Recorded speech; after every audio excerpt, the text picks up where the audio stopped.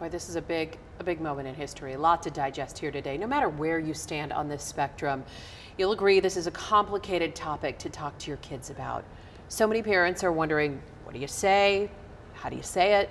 ABC 15's John Patrick is talking with a psychiatrist about this. And John, you're a parent as well. I'm so anxious to hear what you took away from this conversation. Well, Katie, my son is only 2, but I certainly learned that this parenting thing doesn't get any easier. Teens across the country are having their eyes open to the topic of sexual assault. The main thing that I learned today sitting down with a psychiatrist is that, well, you have to keep those lines of communication open. We've all been there. High school and college parties are almost a rite of passage, one that can lead to the introduction of drugs and alcohol. As we all know, those decrease inhibitions and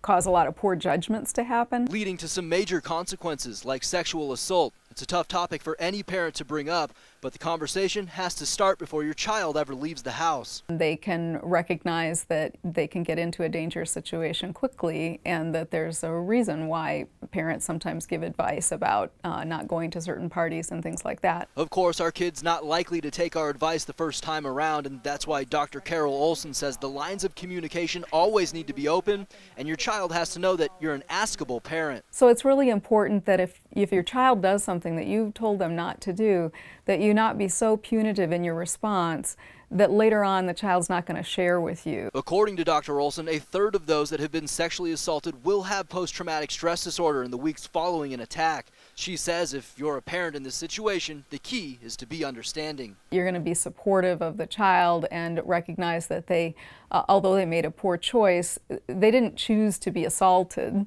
and that the first thing that they need is support.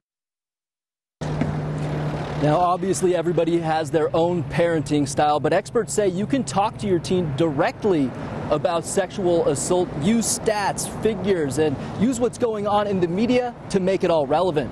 From Mesa, John Patrick, ABC 15, Arizona. Yeah, and start that conversation early. John Patrick, thank you. Yeah.